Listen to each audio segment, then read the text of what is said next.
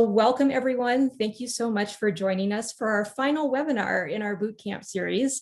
So today we're here for inclusive data and community engagement, new roles for libraries to shape knowledge creation and use.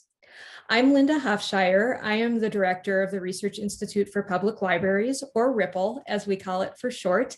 And RIPL is an initiative to provide training, both in person and online, just to increase the capacity of staff in public libraries and other libraries as well to use data and evaluation to improve their programs and services and to advocate for themselves. So, and I know a lot of you have been with us for some of the other webinars in our series, but if you are interested in going back to anything that has been offered prior to today, there are 6 webinars total, including today. You can see the link on screen, and Tara, our producer, is going to push that out in chat. And if you click on the link from that page of each webinar, you can access the recording and the slides and all of the other resources. So we hope that you'll check that out. And so the Bootcamp webinar format, if you are new to it, is that we have a live webinar like the one that we're in right now, but the instructors have also recorded a follow-up lesson that allows you to dive more deeply into the topic. So we hope you will take advantage of that as well after the session today. And so for today's session, Tara is going to push out another link into chat, and you can access the recording of today's webinar, the slides, resources, and then also those follow-up lessons that Chris and Maria have already recorded via this link. So one of our kind of big emphases at RIPL is that we really want learning to be experiential and interactive. And while it's a little bit more challenging to do that in a webinar that's this big, we still try to incorporate interactive opportunities and activities wherever possible. And that includes use of the breakout rooms. And so just giving you a heads up right now that we will be going back and forth from the breakout rooms today. And I encourage you just to embrace that, because you're going to be doing some interesting group work, working on an activity with other people in your small breakout room. So just wanted to give you a heads up that that's coming. And let me just run through a few quick Zoom tips before I turn it over to Chris and Maria. You can see in the bottom left-hand corner of your screen the mute button. And we do hope that, especially when you're in your breakout room, that you'll unmute yourself so that you can talk with your fellow participants. You can turn on and off your video with the start video button. And again, we encourage you to use video in your breakout room just so it's easier to make connections. If you click on participants, that will let you see who else is with us. You can see up in the panel on the right-hand side. And if you are having any technical difficulties, you can click on RIPL team, that's Tara, and to have a direct chat with her. Also, to chat, if you click on chat, that will bring up the chat panel. And this is a great way to communicate throughout the session. And we hope you'll feel free to put in questions or comments as we go. For the most part, you're going to want to direct your chats to everyone. And you can see that on the pull down menu, unless you need to communicate directly with Tara, our producer, who again is listed as the RIPL team. Reactions. If you want to give a nonverbal reaction as we go, there's a variety of emoticons that you can access. And then finally, when we're in the breakout rooms, if you need help, be sure to click on the Ask for Help button, and we're happy to come in and answer questions or help clarify anything that you need. So with that, I am so excited to turn things over today to our 2 instructors. Maria Gravido is the Principal Research Scientist at Technology and Social Change Group, or TASHA, which is at the University of Washington's iSchool. Chris Rothschild is also in that group, and he is a Senior Research Scientist. So Chris and Maria, I'm going to turn it over to you. Thank you so much for doing this webinar for us today.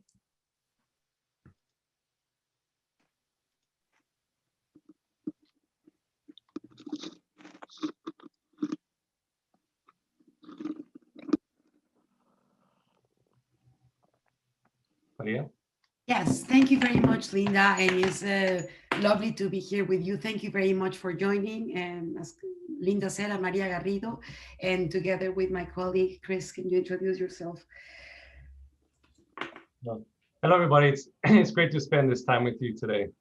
As Linda said, I'm Chris Rothschild. I'm a senior research scientist at the Technology and Social Change Group at the University of Washington High School. And a lot of my work focuses on traditional knowledge systems and the way knowledge and data are approached and viewed by different cultures around the world.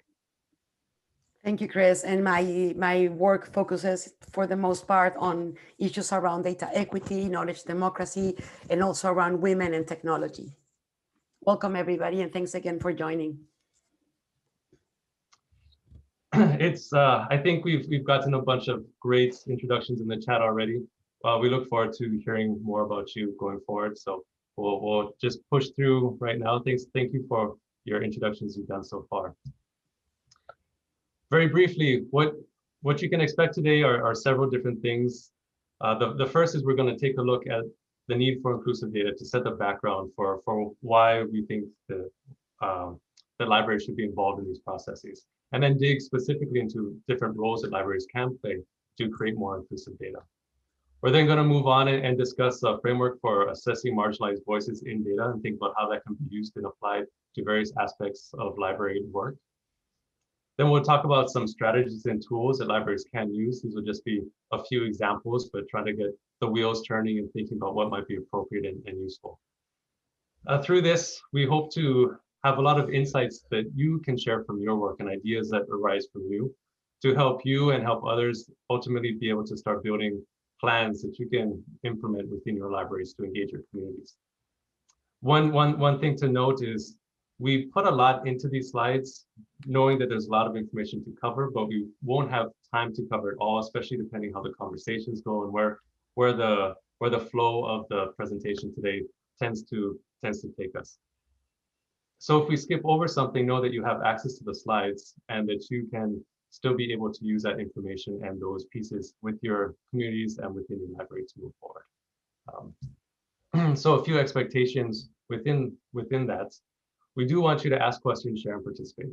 This is about you and your interests and your knowledge just as much as it about what Maria and I want to share. So with that, know that we're all teacher learners. We have a lot to learn from each other, and be open-minded as we're learning and helping to teach each other, and be prepared for self-assessment. This should be a brave space where everyone should feel comfortable being able to speak their realities, speak their experiences. And so please help to make it have that environment. And finally, as much as possible, please assume a positive intent of others, of our colleagues in the room. A couple of very brief philosophical principles that guide the work that we're doing and what we're going to discuss today. The first is knowledge democracy. And that is based on the idea that knowledge in all its different forms should be recognized, but in addition to this being recognized, it should be valued and put into practice. That there's many actors that play a part in knowledge, and they all should have equal access and ability to use this knowledge and to situate it in the processes that solve social problems. There are many features of knowledge democracy, but basically it assumes that knowledge takes many forms, but these forms have different structures that allow, our societies have structures that cause some of these forms to be excluded and increase marginalization in different groups. So we want different forms of knowledge to have equal voice in facilitating social change. The next piece is reflexivity. Reflexivity allows us to really question ourselves and look internally, look at our experiences, our knowledge, our positions in life, our biases, the privileges that we all have, and how that impacts our behavior, our interpretation of the world, and then also how our actions impact the world. So it's a way to really be self-critical and know that the realities that we have that we can't get rid of, we can at least recognize that and try to make ourselves better, but also know the limitations that may bring into the practices that we work within our libraries and with our communities.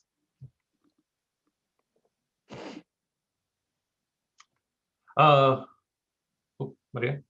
Thank you, Chris. And there's also a couple of foundational concepts. And so this lens around equity and inclusion in the context of data.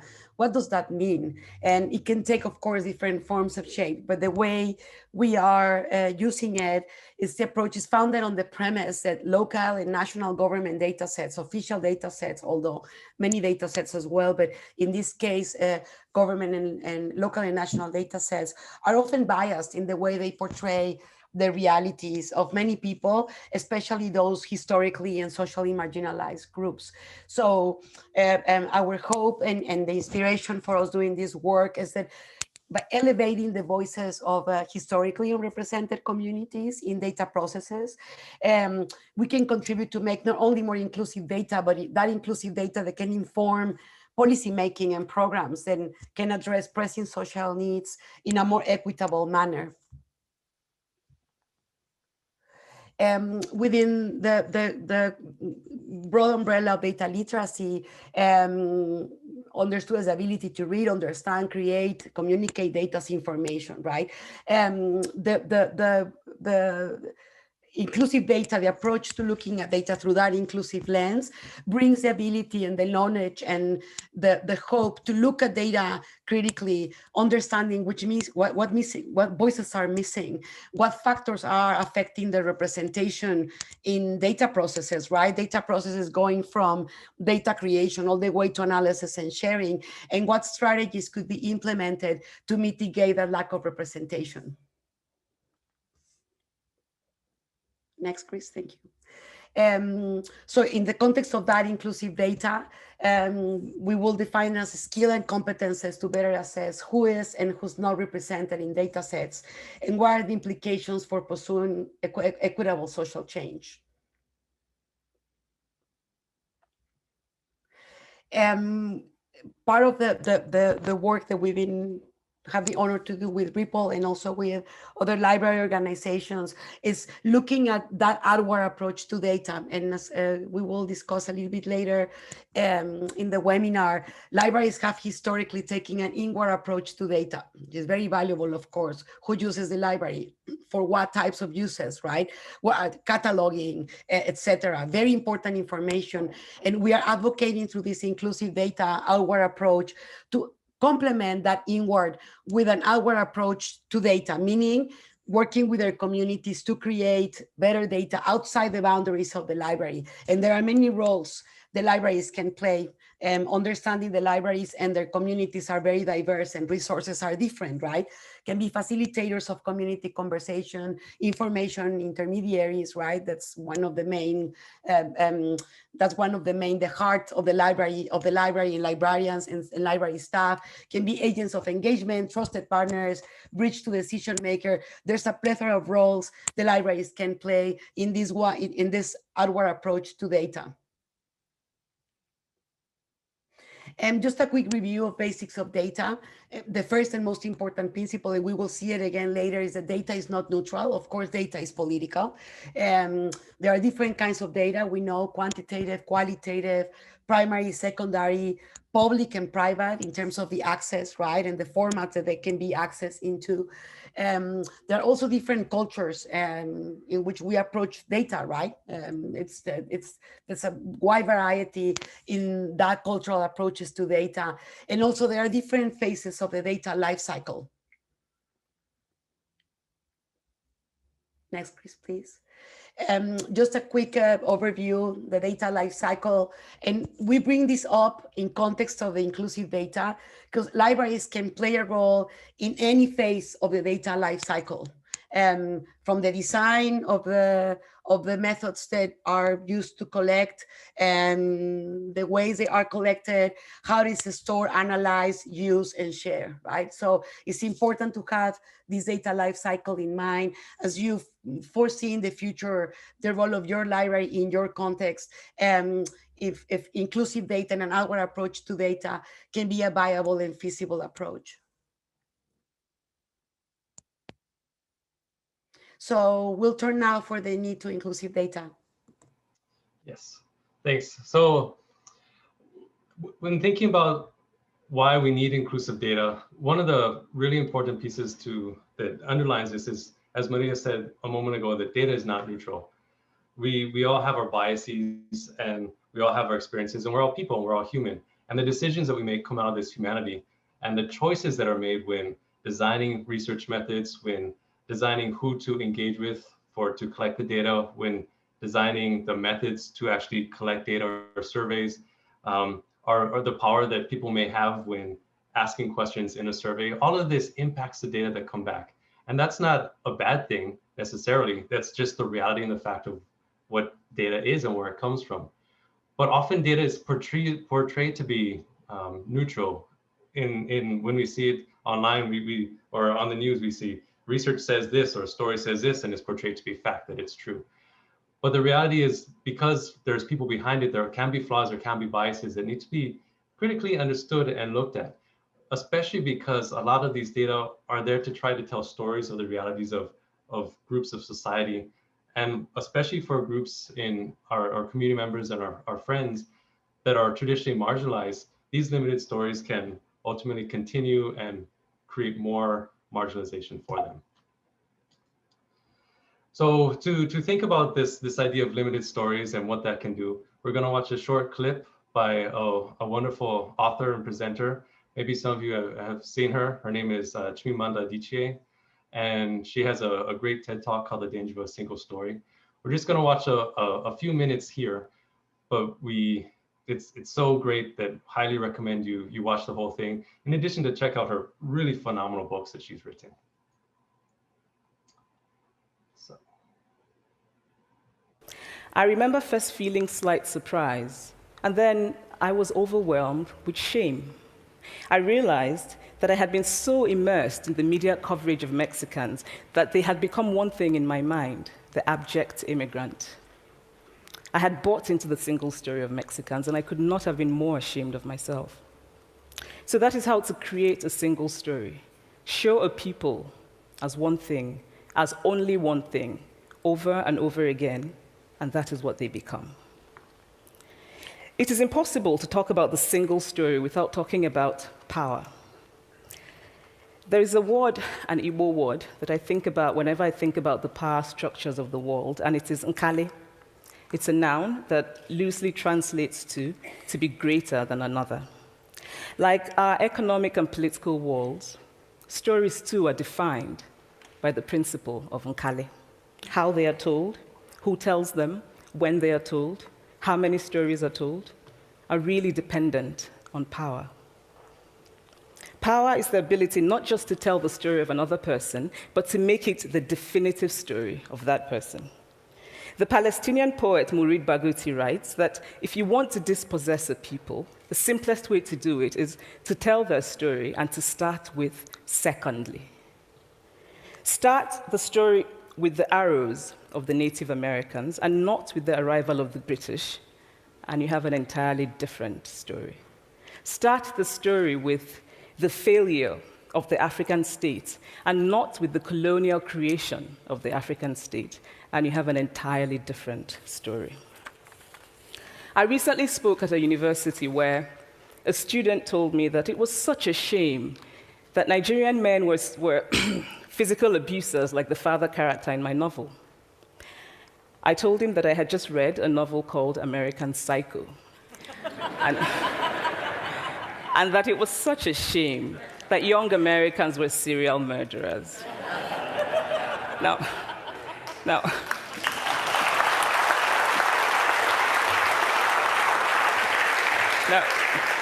obviously, I said this in a fit of mild irritation, but it would never have occurred to me to think that just because I had read a novel in which a character was a serial killer, that he was somehow representative of all Americans. And now, this is not because I'm a better person than that student, but because of America's cultural and economic power, I had many stories of America. I had read Tyler, Updike, and Steinbeck, and Gateskill. I did not have a single story of America. When I learned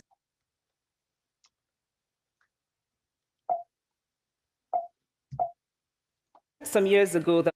Excuse me. Great.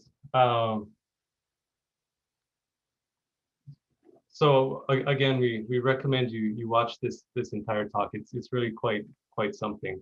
But hopefully that gives a taste in a different, her own words for what stories can do and why we need to be cognizant of them. But the data paints stories, and so the stories and data are just as equally powerful, if not more powerful, than the stories that we see in books. One quick side note: thanks for people who have been using the chat. Feel free to add questions or comments along the way. We'll do our best to get to them. But we also think that using the chat well is a way to share with each other and share with the community and build a knowledge base of your different opinions and insights, so that even if we don't have time to get to everyone, right now we have 102 people, we can still capture that and you can still scroll through and see what other folks are thinking along the way. And apologies if we're not able to call on you. So following up on these stories, we need to look at data through an inclusive lens in order to make sure that these complex stories and realities can be captured in the data that are used to tell them. This can not only put the experiences in perspective, but it can help us to make sure that we understand the inequalities that occur within groups, and that when we make decisions then using data, which is something that we all do more and more now because that's the way life is moving, that we can be more impartial, we can have more cognizance of the impacts of the decisions we make, and our decisions can be more representative of the realities of the people that they're supposed to be representing. And the reason this is important is because if we are only using partial limited stories, then these stories are going to keep taking away power, and they're going to stop these decisions from being informed. They're going to be only partially informed, and it's going to lead to the detriment of our communities. And so because of these issues, Maria and I feel like the right to data is actually a human right. The right to inclusive data is actually a human right that we all need to be considering. And so inclusive data means not just the voices used in it, but the voices that are used to create the data themselves. So again, we don't only need more data. There's a lot more data coming out. There's a lot of open data initiatives. These are all absolutely wonderful, and we would never pose to say that they should be stopped or limited.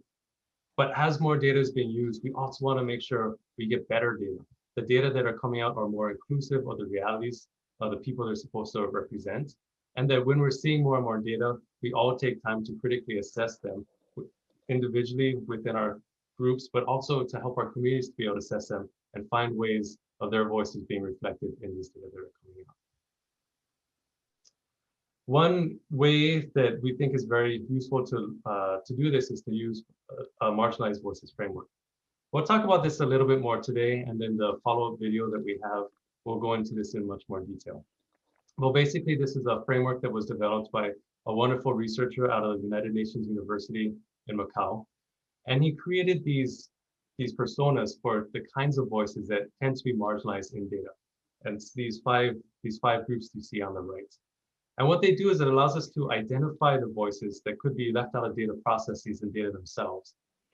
But using that then is not only just important just because of being able to understand the voices that are out, but being able to take steps to think about why they are why are they removed from data, why are they marginalized from these processes, and then what can we do to understand the nuances in that to actually help create change, to reverse that, to bring them into the data themselves.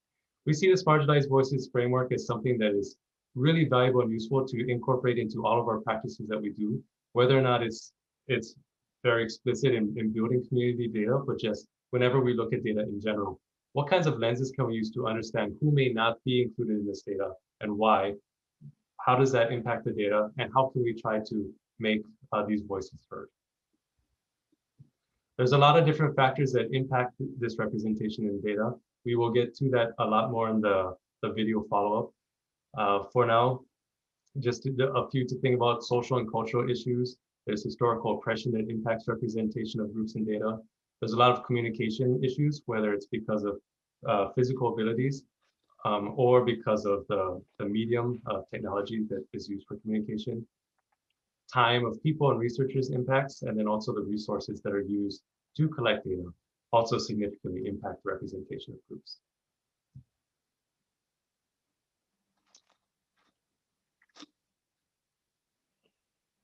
And so now we're going to move to the first activity.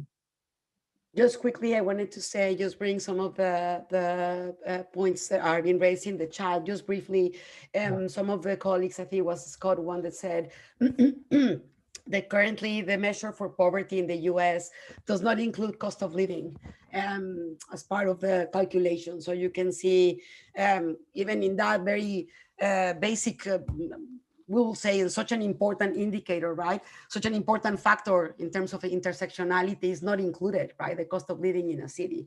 Also, another example shared by Elena said that they were starting to look at market data to better understand their community and found significant gaps as the data gather of credit card use misses a huge portion of the community that of course doesn't use credit card data, right? So let's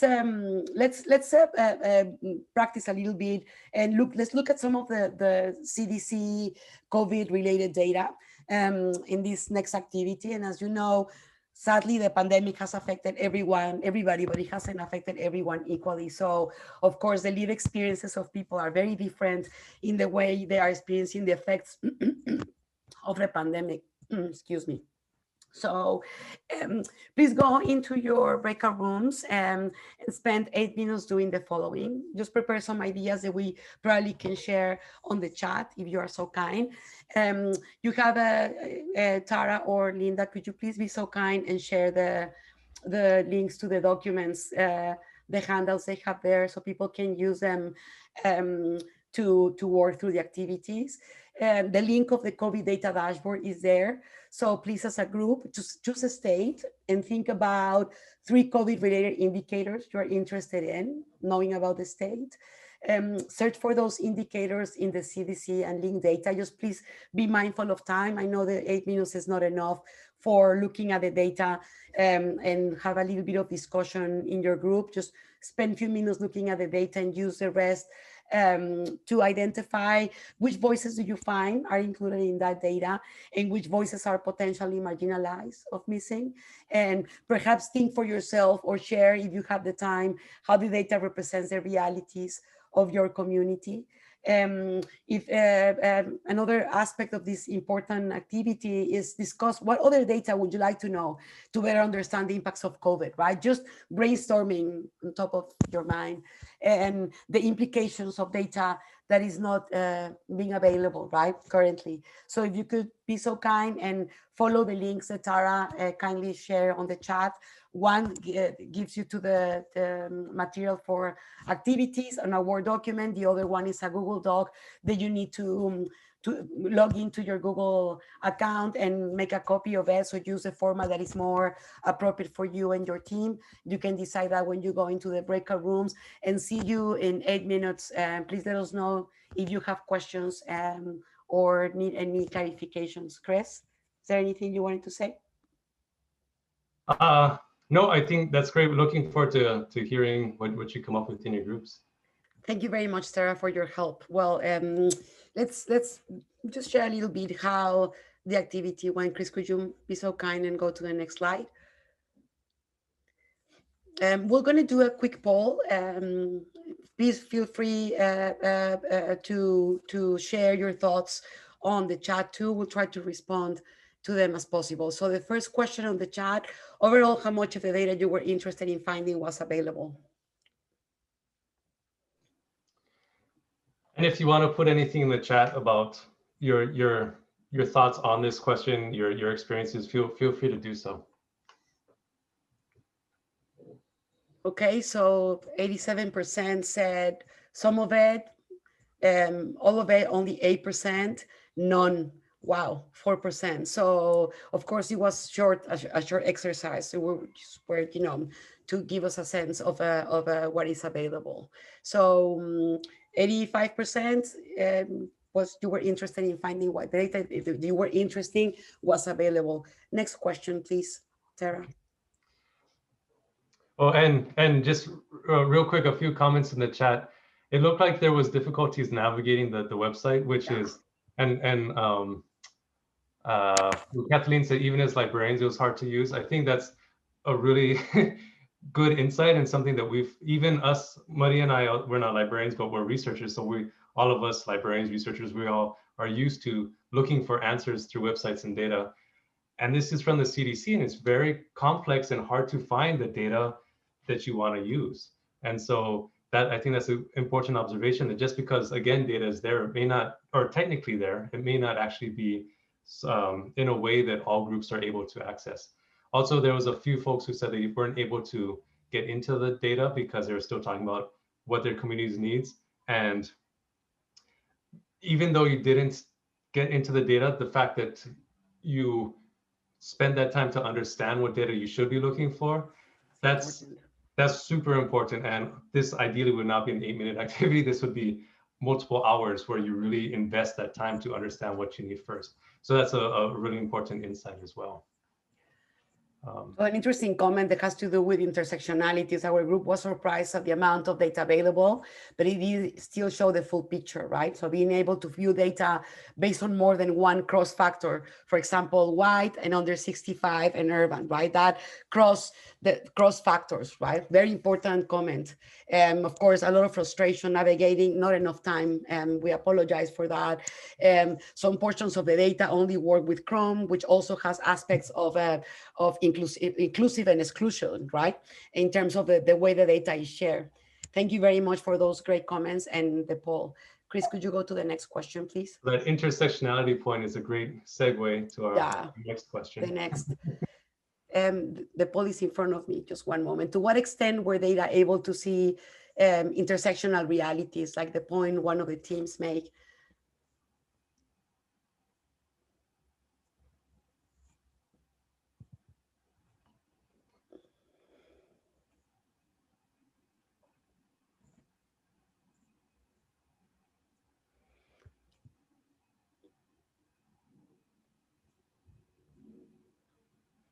Okay, some of the groups did not look for intersectional data. 29% said there was none that they could find. 30%, actually, 29, 30%. 24, there was very little. Significant amount, only 2%. That will be interesting to hear. If you could be so kind and share in the chat, what did you find on intersectionality? So it is easy. I just want to react to one of the comments there. It is easy to see how discouraged, marginalized people could be accessing information they need. And of course, once they see the data, the very little data that is available, seeing how that represents the realities would even be more frustrated, right? And also for people like libraries and other social actors that need to understand the needs of their communities, using this data is limited, right? Jennifer said that she found some great demographic data, but the age data is separate. So once again, that crossing on intersectionality, right? Of course, 8 minutes is not enough to look for it, but you know, Jennifer, actually we looked through the website through some time, and of course there are some interesting intersectional factors, but we couldn't find that cross of age versus, you know, location, age, gender, and ethnicity, right? Or two factors was difficult. 3 or 4 factors, we couldn't find any. I'm sure if we spend more time, there might be some. Thank you very much, everybody, for participating. Please keep sharing your thoughts in the poll if you have any other thought. Yes, Chris. I want to, Debbie, I think your point is well taken. To be fair, how was the data defined? It's very true that they didn't promise to provide intersectional data, and so it is fair to not you know, give too much negativity on that front. But the point is that this is also the CDC, which is supposed to be the big picture for helping people understand what is going on in the country. And whether they promise it or not, it's not their fault because they're pulling data from states. But what this does is it shows a reflection and a representation of the data that are available and the data that are not. So for decisions and understanding the realities of what COVID is doing to this country, and we supposedly are one of the more advanced, I mean, I guess that can be a lot more argued now, but in terms of data collection and technology to be able to understand our people, what's available to the CDC to share and to make their own decisions and judgments and tell the stories of what's happening is just not possible. So this does show a significant challenge that we're facing within the COVID crisis about exclusion of stories and the important nuances in the way COVID is impacting people. and just a reflection of the way other sort of marginalized stories are excluded from data themselves. Sure. So, Next slide, Chris, please. okay. So if you have trouble finding inclusive data, it's not you, right? There's actually a huge data gap. Very, very many few voices that are missing. You see here the report card on American Indians and Alaska Natives in COVID data. You see on the right side, we just put a screenshot, and the link is available on the actual PowerPoint. You can follow it if you want to see it. The scores for each state in terms of the availability of data, right? So it's not very much of probably one of the most historically marginalized voices in our country, in the sad history of our country. Next, Chris, please. Oops. Just something to wrap up this conversation around, of course, this very brief exercise, right? As Chris was saying, many cities and states are not reporting data disaggregated by demographic factors, right? Needed to fully understand the effects of COVID in different communities. For example, race and ethnicity data for COVID is not available, widely available for the county level. I believe the current CDC percentage in terms of the sampling they give on COVID cases and COVID deaths is only 65% of the states that are reporting, right? And as we discussed in the chat and already through the poll, other key intersectional factors are missing. Data about BIPOC, especially BIPOC women, is often not disaggregated from other data about women in general. And I mentioned here women in particular, because we know that women, especially BIPOC women, has been one of the most affected groups by the disparities in COVID, right? By the effects of COVID.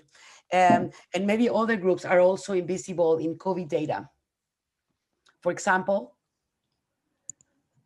people who are homeless, right? Which are the invisible victims of COVID, yet data from them is basically non-existent. But for many reasons, this data is based on people either attending hospitals, which unfortunately homeless people have not access to, or other forms that do not reach, other forms of collection that do not reach people who are homeless, right?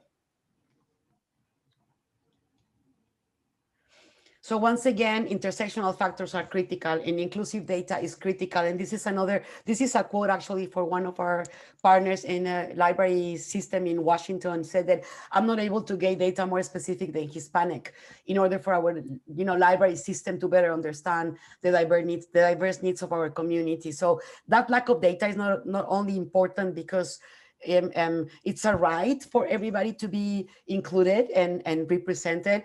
It's very concerning because that actually informs policy and programs, right? So when people and actors like libraries, social actors, others want to implement programs that are more equitable, using this data to inform those programs, they always find it problematic and concerning, right? Or don't speak English, Debbie. Thank you very much, of course, right? Thank you for that comment on the chat.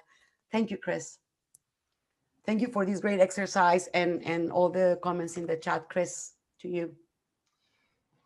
Sure. Yeah, and thanks all. This is really interesting, and please keep using the chat as we go through and share your opinions and experiences. We're going to shift now that we've talked a bit about inclusive data, what that means, and how that plays out in marginalizing certain groups, many groups. We're going to get back into what does this mean for libraries? Public libraries in particular, but supposedly, I guess, libraries in general. So as Maria mentioned earlier, a lot of this is couched on the idea that libraries have been expanding quite a bit, and they have much more opportunity to keep moving forward in their outward approaches to data, thinking about the data and understanding their communities beyond the doors of other libraries themselves. Because libraries are so trusted in their communities, because they have such histories of being places that people come to get information, to learn, and also to share themselves, and to do all these wonderful things that they've been doing now that aren't just about books, books, which is the old library model, but what do libraries do in the 21st century? Well, one of these things they can do is use the great model that they are for trusted places to bring knowledge to society, to help make more data inclusive. So again, if we take a look at the data lifecycle, from designing research to collecting data, storing, analyzing, using, and sharing. At any one of these points, libraries can be very actively involved in creating impact and creating change and pushing the needle forward. So whether it's a community organization or the government or some other group who's responsible for the data, the libraries can say, we know from our communities these sorts of realities that are not being represented in these actions, and this is how it can be done better. So a few just very basic examples just to think about this, but know that these are very high level. There's so much contextual issues within libraries. We know that there's so much that libraries do that any of these things will really be couched and could be much more, could look much different or completely different in different settings. And again, it's important to, this last point, libraries don't need to do everything. We found that sometimes when you have these conversations, people can start being concerned that we're proposing a huge ask and a big shift in the already overburdened, overwhelming work that we know busy libraries already have, and there's not enough time to do what you want to do anyway. So we're not proposing anything huge to try and solve all these world problems, but just to use existing practices and to think about, as new programming comes up, how can that be done to help inform and to help create change, to build more inclusive data, to support the libraries communities in different ways. So some examples, it could be as simple as just helping to identify a social issue that communities are being affected by understanding their communities, creating a space for communities to voice their realities that are not being seen elsewhere. Libraries have the great situational benefit of being able to make a brave space for people to be able to speak their truths and to allow those issues to come up. Libraries can identify data gaps. Librarians are there all the time working with data, helping their community members work through data and learn. Through those practices, they could also, in addition to what they learn from these practices, also create activities where community members come together themselves, look at some data and recognize where they see themselves, where they see their realities, and where they don't see their realities, to help identify those for others to help to fill. Libraries can map communities, stakeholders, and actors. Because they know their communities, they know what else is going on around them. They can help find those people who are situated to address a social issue, who could be really disparate and unconnected to the issues that are in need. And another example is they can really work closely with researchers and other communities to create the methods that are more appropriate to actually capture the data. How do you actually work with different religious or social groups? How do you work with homeless populations or other community groups that may be excluded because the methods used to collect data are not the most appropriate ones and lead to more marginalization and exclusion? So we're going to go through a few steps that can be used to create a community engagement plan. And that's what we're going to be focusing on for the rest of today.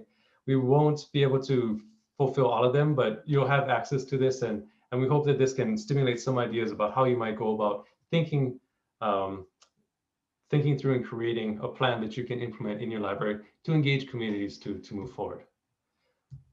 So we have 4 steps, and they're very similar to what I mentioned just now. The first step can be to identify the social issue. Once you know the issue, you can identify the actors, then you can identify data gaps, and then you can actually create the engagement plan. Know that a lot of these steps, it's not fully linear.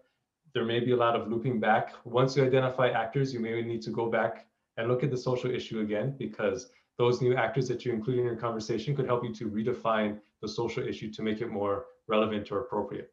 And so all of this, they're engaged. It's not quite as clean cut as what we pose here, but these are the general overall activities that could be involved to helping to address an issue. And while doing that, always think about those missing voices from the very beginning and thinking about the social issue. Who are the voices that are included in the issue, who are not? Who are the voices that are included in defining the issue, and which voices were not included? And one really important way to do this is to practice reflexivity. Constantly ask yourself, how do your backgrounds and experiences impact the assumptions you have about the situation in your community? And how do your experience and backgrounds impact how you explore and interpret it? Who are you calling upon to participate in these activities? Why did you call upon them? who might you be missing simply because your experience and your realities leads you to not know who these other groups are. So just be self-reflective, use this reflexivity process to understand your limitations and know how to move around the biases that we all have, that we're born with, and that follow us, and include more people to help us see things that we're not able to see on our own. So we're going to start now with an activity to define and identify the social issue. We're going to go back into your groups, but first, when thinking about identifying a social issue, some things to consider. Scope is important. We can't save the world. We can't solve all these major problems. We have people doing multi-year PhDs. We have huge community organizations with lots and lots of resources and money trying to address these issues. We know that we need to start small and just be very realistic with what we can address. So don't be afraid to have a very small chunk and think that that makes you not aggressive or cognizant of all the challenges out there. It actually is more realistic. Understand the context in which the social issue takes place, and understand the relevance for this issue for the community at large. So ask yourself some of these questions. What is the issue? Who is it affecting? What does it affect? When is it? Is it temporal? Is it cyclical? Where is the issue? Is it certain regions? Is it cross-cutting? And how is it affecting people? So we'll go back into your breakout groups, take 5 minutes and discuss an issue that your libraries could help to address. Try and find something that you agree upon is of interest and is of relevance. Maybe it's not specific for your community, but it's something that you can understand and that your group as a whole can agree on. That's something that you'll move forward and dig into more as we go through the next activities throughout today. Hope you had a productive conversation with your team member or members. If we can take a moment now and in the chat, please share a sentence about what the issue was that you discussed, that you came up with. And then also if you have any questions or thoughts or comments that occurred through the process, feel free to share those as well.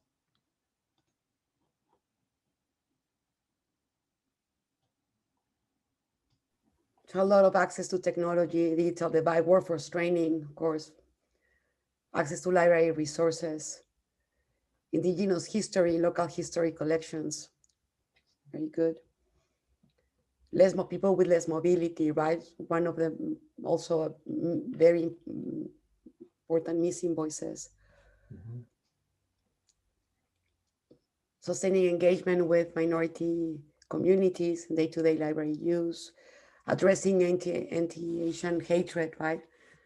In a community with a large Chinese and Asian population. So very diverse issues, right?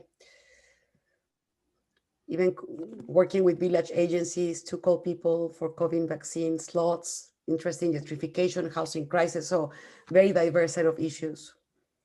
Connecting with immigrants who don't have a culture of being allowed to use libraries, right? As a resource. Very good, very diverse set of issues. Yeah. Go ahead, Chris. Yeah, these are great. One thing to think about when creating the issues, when you go forward and thinking about them, think about the idea of scope. These issues of technology, access, and digital divide, those are all incredibly important and really interesting. What is useful to do is ask yourself kind of the who and how questions. So if you're saying digital divide, who in particular is being most impacted or is most interest or could your project take? Because digital divide has many, many, many different arms to it. And by being too broad without being specific enough, you run the risk of creating something that's much too large for you to reasonably take on. Unless the idea is there's no idea about anything around digital divide, and it's just, there just needs to be a general building of information. So try to think about ways that you can be really specific when creating social issues, and that'll be really helpful for you to move forward. Oh, these are all wonderful. Other people working through vaccines. Yeah, local geographies of digital divide. Great. So to move on now, we'll go to the next step, which is identifying the key actors. There are many ways that you can do this. Again, you want to be inclusive in the activities, especially in this part, because you don't want to be excluding voices. We can make sure that you are being inclusive in your actor discussions. It's a bit of a catch-22, but that's kind of how we need to do it. It needs to be very iterative. We need to keep working, getting better, because there's no way that we can know everything from the get-go. But one activity that we found is particularly useful in identifying actors is doing stakeholder maps. Now, stakeholder maps, for people who haven't used them, they come in many different forms, but generally what they do is they allow us to, map out and plot out who are the different individuals, organizations, or groups who have a quote unquote stake in the issue at hand. And it helps us to understand who controls it, who's impacted by it, who's knowledgeable about it. And that control piece and impact is really important, because often there's a discrepancy in people who have power to make change and the people who actually are the ones impacted by the issue. And by being able to map these out, we can understand these different relationships. And then through stakeholder maps, once we have the stakeholders there, then we can start to also assess the voices and the extent of marginalization in the map, and also, so who's in the map and who's not, but also of those in the map, what is the degree of marginalization in the processes to actually make change and understand the issues, so that some of those voices can be moved over to other quadrants. So here's an example of what a stakeholder map could just very generically look like. We map it on two axes. With one axis, it goes to increasing power.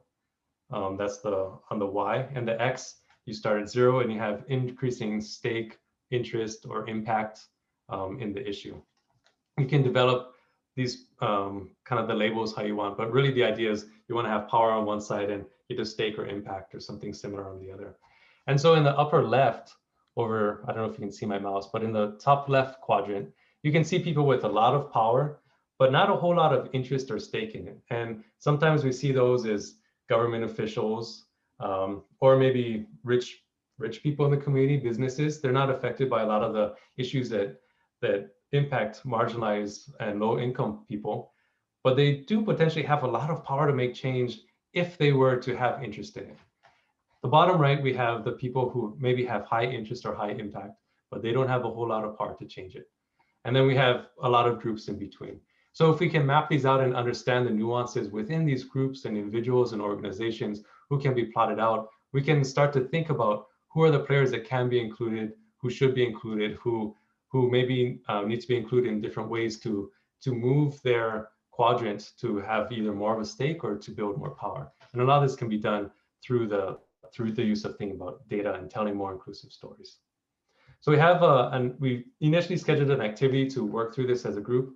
We don't have time to do that today, but we've left it here, and it'll be in the slides for you to take with you to play around with if you want to within your library or with your communities as a tool to move forward.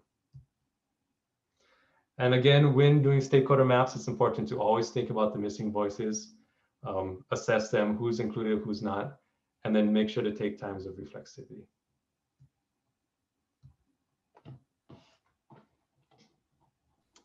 Hey, Maria.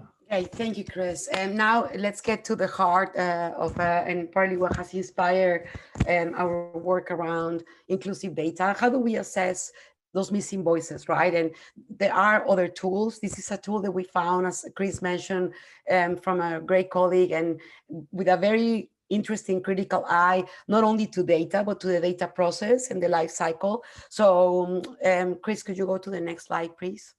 A step for developing your plan. Once again, remember, these are not linear, but this will be our third step for this webinar, assessing data gaps relevant to the social problem you identify.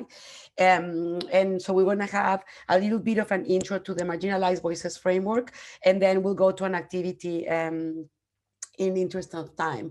So Chris already introduced the Marginalized Voices Framework. It's a great tool from the UNU University, United Nations University in Macau. What is incredible about this tool is it can be appropriated to many different things and community engagement activities from, for example, in this case, from defining that social issue with your community to building that stakeholder map, of course, assessing the data, and even creating those community engagement activities with your community, designing them, right? Always thinking about those missing voices. So the framework, don't think about these categories as exclusive. These are just broadly grouped, right? And of course, they take different manifestations depending on the context, depending on the cultures, the social context is critical and the cultural context as well. So there are some groups for missing voices, the unknown voices, for example, right? Voices that are invisible to mainstream society, and that's why they are invisible to collection efforts. For example, uncontacted tribes in the Amazon, or modern day slaves, undocumented migrants, right? They can be invisible by choice or by structural factors. You also have the silent voices, people who do through personal factors lack the power of vocalizing their realities, right? Homeless populations, elderly living in residences, people with different abilities, like some of you mentioned on the chat, children, right? Thank you, Chris. There are also muted voices, right? That has to do with socially created systems of classification and power, and also social issues that are devalued or discredited. For example, the LGBTQI community, women in some cultures, right? People at the bottom of the social hierarchy, sex workers. Next. You also have the unheard voices because it's very difficult and costly to reach them, right? So that's the justification for not including them. Next. And the ignored voices, I believe it was Scott who said that it's oftentimes through the aggregation, we miss nuances on the lived realities of people, right? So those ignored voices are usually, happen usually in the analysis process. Once again, thinking about factors of data, lack of data representation is very contextual, social, cultural, historical, aspects of communication, time, resources. There are many things that come into play for those voices to not be represented in data sets. So let's try our last team activity. The last activity we do will be a conversation with the team, as a group. Please go again into your breakout rooms. Chris, could you? Thank you. Just for 8 minutes, sorry for cutting all these activities short. We just wanted to make sure that we could share with you as much content and tools as possible. So consider the social issue that you share with us in the chat and that you discuss with your team, and using the marginalized voices framework and your collective knowledge about your communities, identify some critical voices that could potentially be excluded from the data, and and are key to addressing the issue, of course, like you mentioned, people with different abilities, elderly, refugees, new migrants, right, undocumented workers. Provide a category of voice that somewhat closely aligns to why they are excluded, so they are unheard or muted or silent. Two potential reasons, one or two potential reasons, and I think the most important aspect, discuss some potential strategies for inclusion, right? Remember, inclusion in the data process, inclusion in conversations around data, inclusion around defining social problems and lived realities. So you have 8 minutes. Could you please be so kind, go to the breakout rooms, and we'll see you in a little bit. If there's any question, please let us know. I'll react to I'll comment while you are on the breakout. Wonderful. Welcome back, everybody. And just in the interest of time, and so we can actually open up the mic or the chat for everybody, we wanted to just move ahead to our last food for thought. There's one more step before these slides, creating your community engagement plan. And we would love if people either through chat or mic, either raise questions and share with us some of the strategies that you probably discussed in your breakout room for the last activity on including missing voices in data or other related data processes, or defining the social issue. And we can start the conversation there, and as a way of wrap up and talk for the last 6 minutes that we have. Yeah. So you can raise your hand or, sorry, Chris.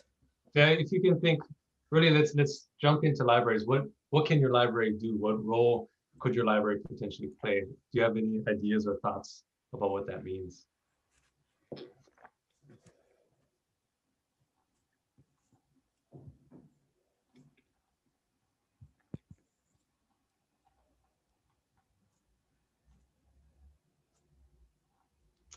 Or any other questions, thoughts, or comments?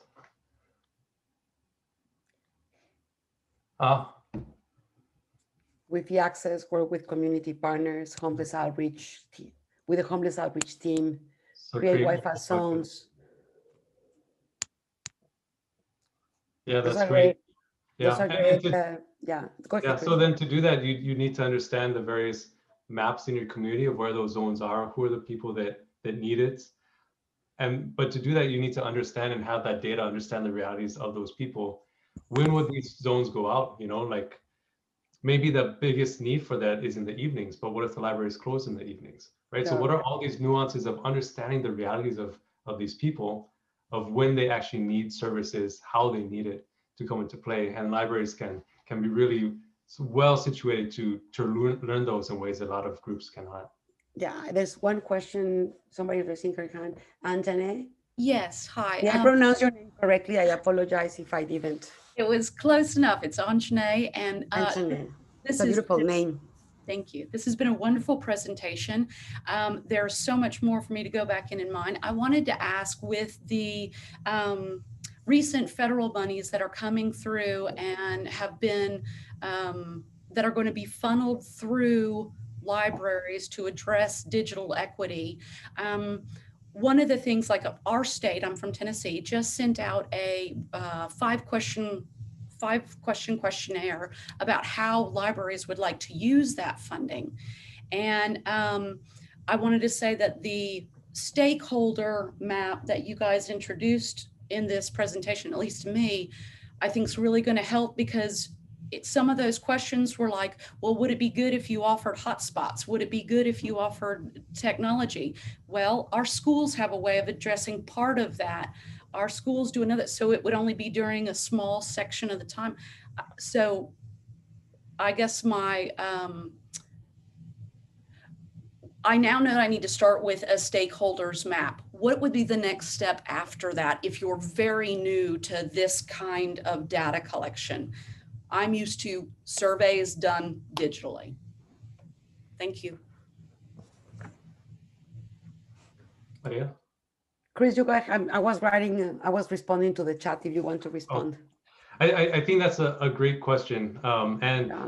Unfortunately, I can't really provide, here's the answer, but I think what you're getting at is important to understand the complexities of how to answer the question. That often you can't just do a digital survey and expect to get the right answers. So what our hope with this is thinking about these, the steps libraries can take is something that you can do in the libraries, actually engage those people and actually learn from them. Say, hey, we recognize these are issues and there's no data about them, but we want to solve them with you. We want you to be part of this process. What is the way that we can work with you to allow your stories to be heard, to allow your realities to get into the data? And so then it's not you, it's not researchers or experts who make like they know things, because the reality is often they don't, right? All of these realities, we really propose research that comes from the bottom and have people whose realities are supposed to be reflected have ownership and agency in determining how those stories get told and how they come into being. So one thing you could do is even just take a couple steps back and just work with the community and say, hey, we want to know your story. How can we do this better? And how things are measured, right? They maybe even inform that very critical aspect, Anjane, of what things we ask, because we have a preset definition of, of how we measuring. For example, that example I believe was called he gave on poverty, right? In the US, and that's a country level statistic, right? So in the smaller ones, I think we have an opportunity to, we will never be able to capture every single nuance of every single individual in that community, but at least we can try to do better, reflect better their realities, right? And Joshua has a good point in the chat too, that cooperating, partnering with other organizations that do this work is really important. Don't think that you need to solve these issues on your own. There's a lot of other groups that are doing this great work too. And approaching them isn't, I would think organizations would not think that you're stepping on their toes or that you can think it better. But if you come say, hey, we recognize we have the same shared vision, the same shared desire to address these problems. How can we work together to do it? There can be infinitely more impact that's made than just going alone. There's some great strategies. I wish we could create a little document and then share them with, with the entire group, meeting communities where they are and thinking outside the box, how to connect. Of course, that's a very important aspect of inclusiveness, right?